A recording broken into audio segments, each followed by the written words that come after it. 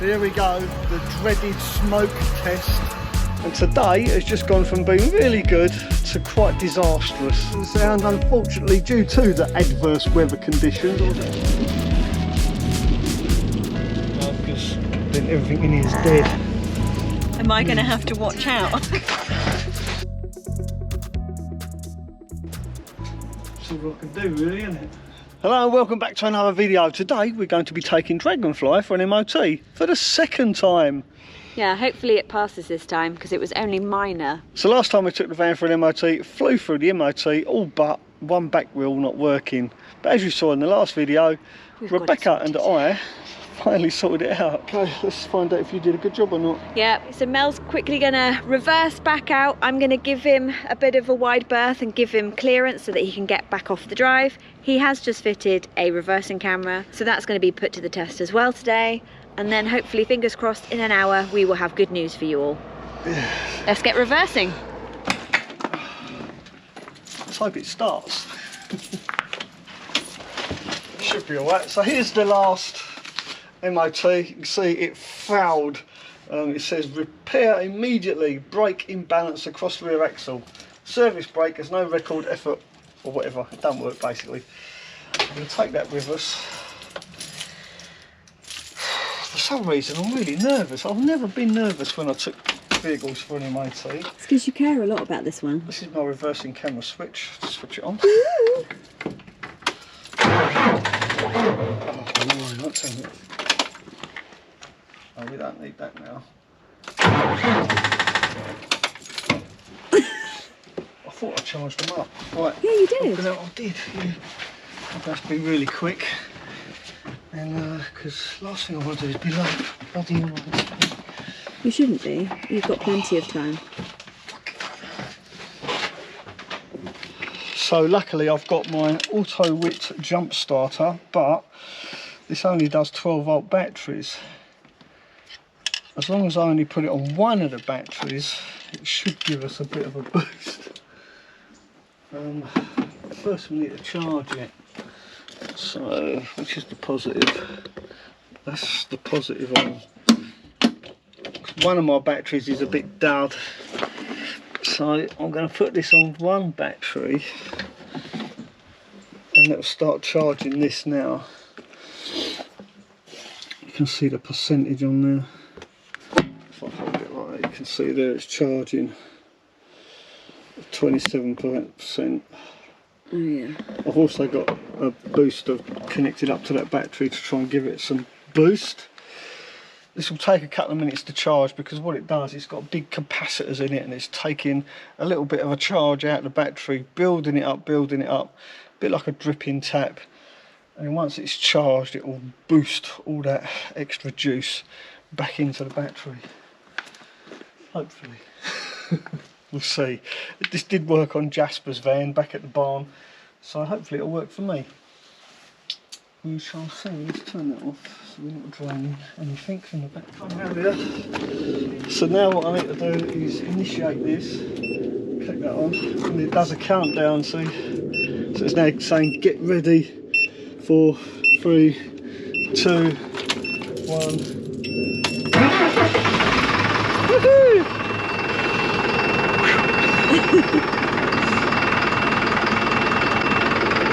It's a good bit of kit. Still discharging. Right. I'll take this with me.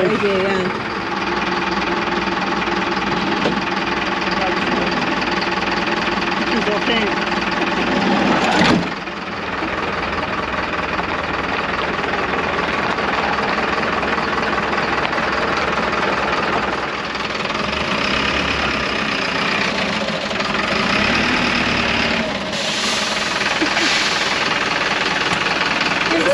Cool. Right, let's go to get me MOT. Wish me luck. Good luck. Well, I'm pleased to say we made it to the MOT station. He's done the brake test, passed the brake test, but now because it has been over 14 days, because as you know we've been on holiday, he's got to do the whole retest all over again, so he's got to do a complete MOT from start to finish. Wish me luck. So here we go, the dreaded smoke test. Luckily there's no DPF in this van because it's a 2005. So no DPF, no catalytic converter, really simple. All he's got to do is put the foot on his throttle, give it a little puff, hopefully it'll pass the smoke test. Well, the deed is done, she's MOT'd. I'm so relieved now. What I can do now is tax the van, then I can drive between Becky's parents' house and my lockup, get this van finished once and for all. But before we do all of that, I need to go and get myself to the south of Wales to pick up something rather special. We'll see you when I get there. Driving this is definitely a lot different than driving a Sprinter. You have to think about every gear, every move. It's like, it's not relaxing, but I guess after a little while I will get used to it. It kind of reminds me of driving a large HGV back in the day. I'm so glad I got that experience under my belt. Whether or not I want to continue with that experience is another matter. But we'll see. Time will tell. Right, let's go and grab Rebecca, not literally, and we'll head off to the south of Wales.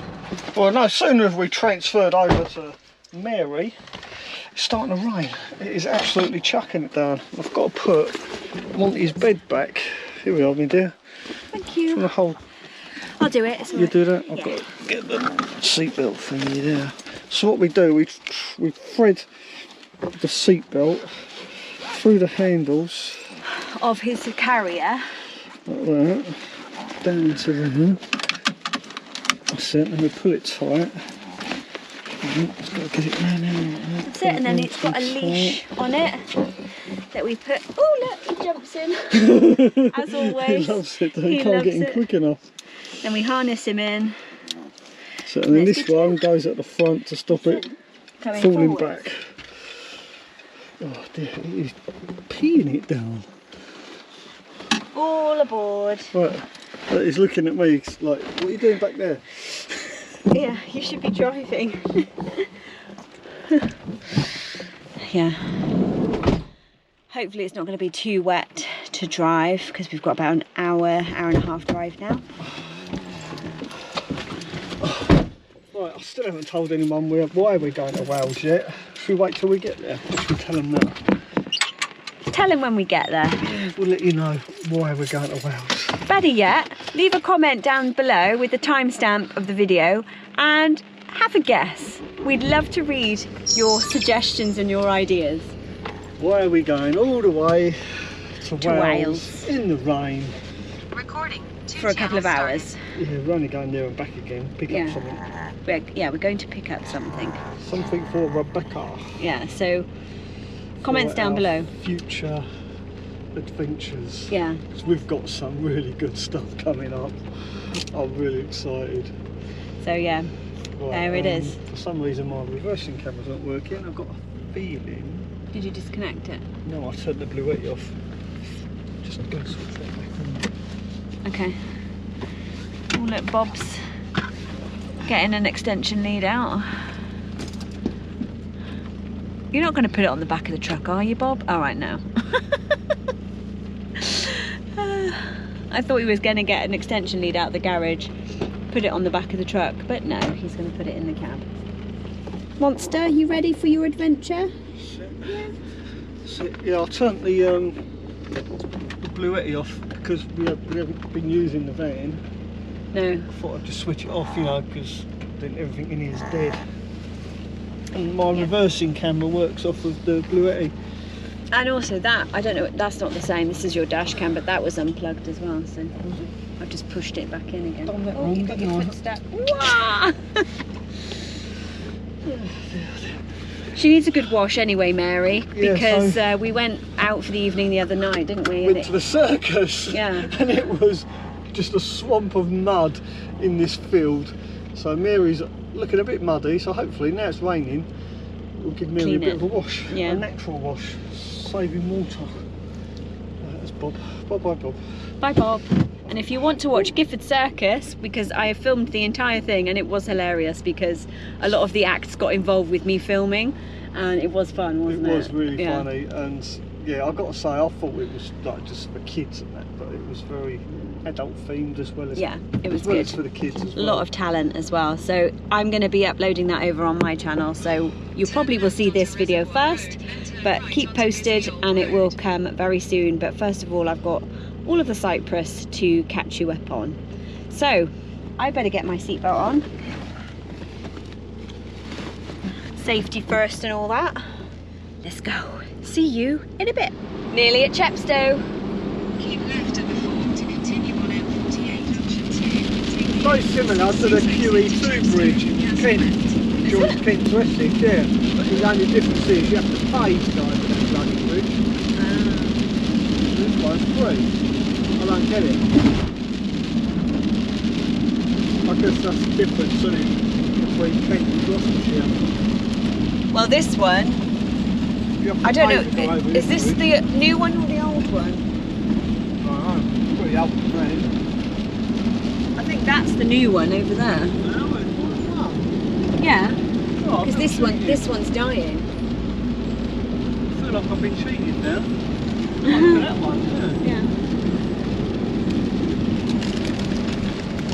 But they've got microphones on all the cables on this one because every day, They snap, yeah. Strands are snapping. yeah, so they've got to monitor it really carefully. See, that's what all these knobs are on. Yeah. They're microphones. That's clever. Yeah.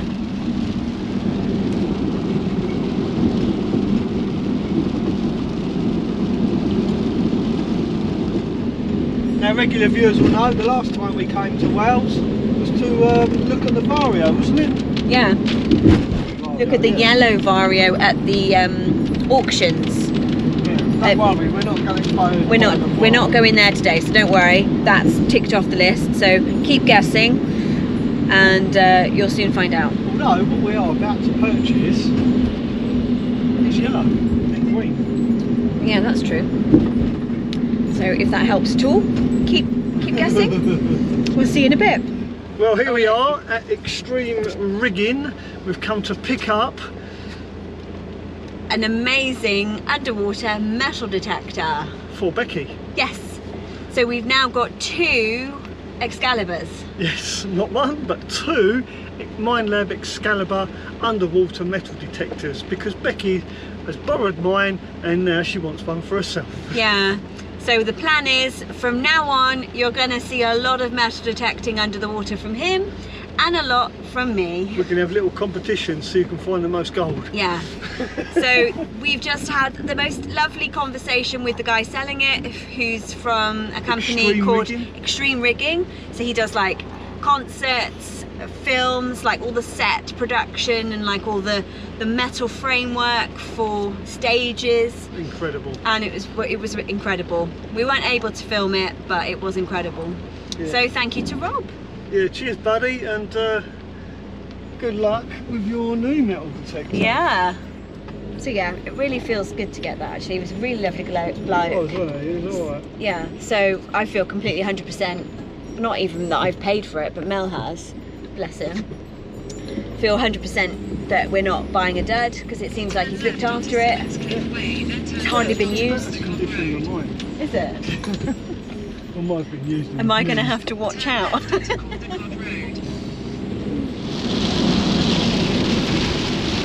it me or is this side different? This side of the bridge looks different. Well, it would be, because we're on the other side, quite literally. Oh, this is a different bridge. Are we on the same bridge? Yeah. Oh yeah, the sea has been some foggy.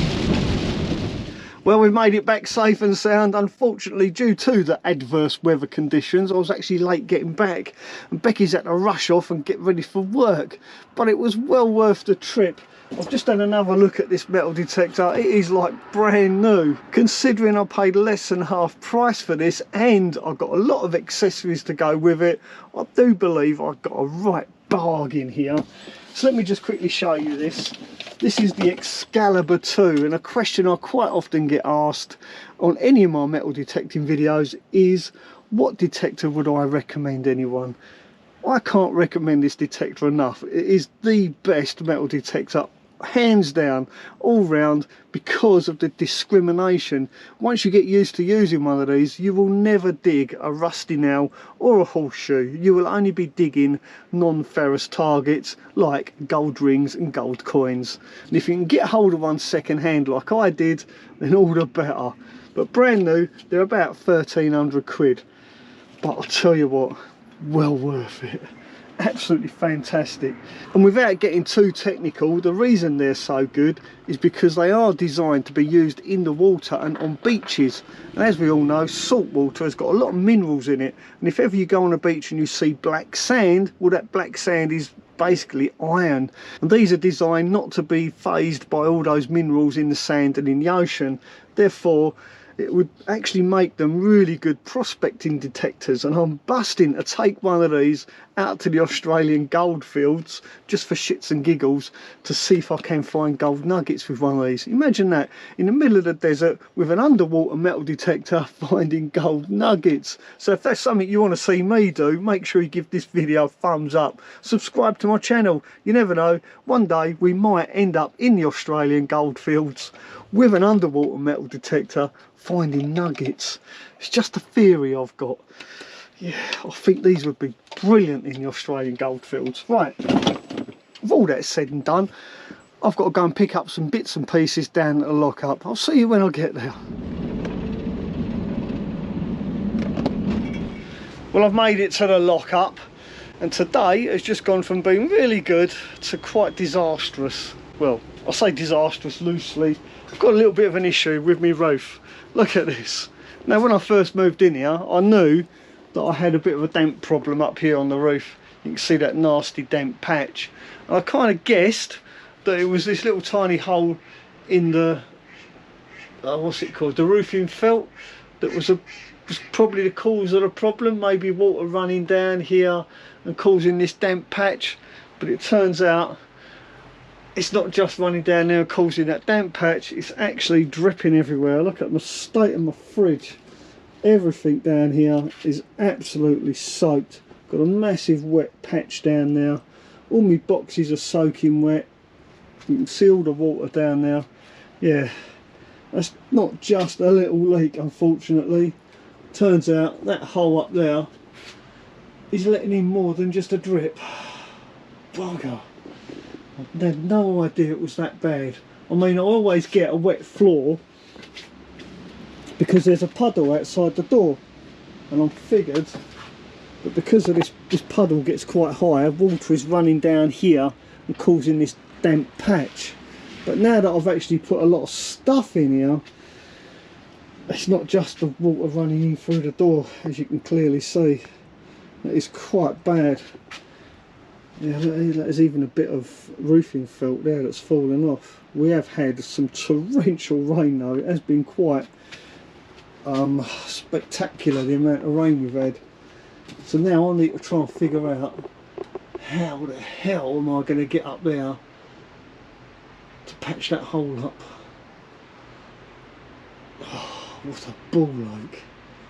So I do believe the best course of action would be to phone Rebecca's dad. After all, he is Bob the Builder, and I'm sure he can give me some advice on how to fix me leak.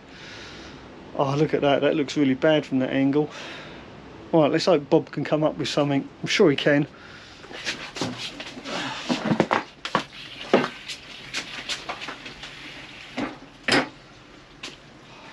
So what I like to do is when I'm working in here, is to actually take the bike out and put it out in the car park. But because it's raining, I'm just going to slide it into the corner here. There we go. Oh yeah, the floor is absolutely soaked. See, I always thought that this water on the floor was due to the water running in through the bottom of the door. By the looks of it, it does actually look like now it makes sense that it's actually coming in through the roof. Have a look at this. See that big wet patch there? So that's actually come from the hole in the roof up there. And all this time I thought it was coming in through the door and running down and around. Before actually moving all my stuff in, I was hoping to sort all these leaks out. But as you know, I had to move in a bit of a rush. so I didn't get time to do it. So I think my priority should be to sort this place out before I do any more work. Right, well, I've just got off the phone to Bob. He's given me some advice. I think we know exactly what I've got to do. Wish me luck. Trouble is, I've just got to get up there. Luckily, I've got my good old-fashioned Black & Decker. And I'm hoping if I stand on this, I'll be able to reach it. Let's just turn it around that way. Let's see, shall we? Can I actually reach that? Oh, just about. Oh crap, I can actually see daylight through there from this angle. Looks like the tile was broken. And that's where the water's coming in. I can actually look up through the hole and see the sky. And if you can see the sky through your roof, guarantee it's going to leak. So I'm going to take some photos of it and then send that photograph to the landlord. Hopefully they'll sort it out. So here's a solution that Bob come up with. Well, not a solution, a quick fix. That is to get a piece of roofing felt like this. And hopefully, I think I need to move this back a bit. I'm going to fall off it otherwise. Might actually stand on top of it. Probably fine. Oh god, this is a bit wobbly. No, that's worse.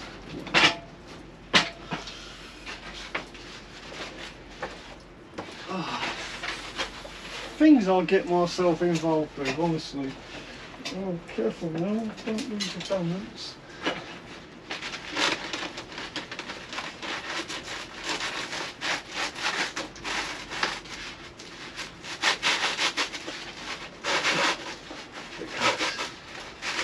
Oh, it's working. It's sliding down.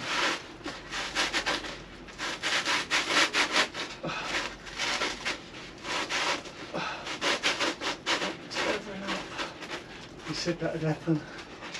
He said that would happen if I did it too much. Ooh. He said to me, if you slide it too much, it'll ripple and gather up, which is exactly what it's done. We want it nice and flat, so I'm going to pull that out a little bit.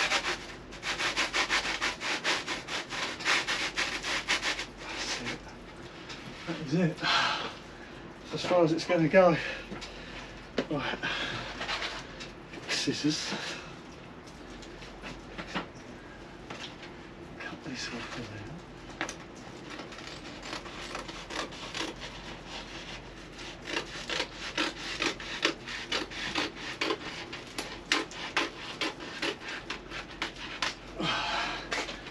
That's it. I nearly went. Now it just so happens the reason I came down to my lockup was to get my mastic gun. You couldn't make this up, honestly. So now Bob advised me to get a little bit of silicone on with my mastic gun and actually silicone that across there into place, stopping it from moving. Oh, let's hope this works. Where's my mastic gun?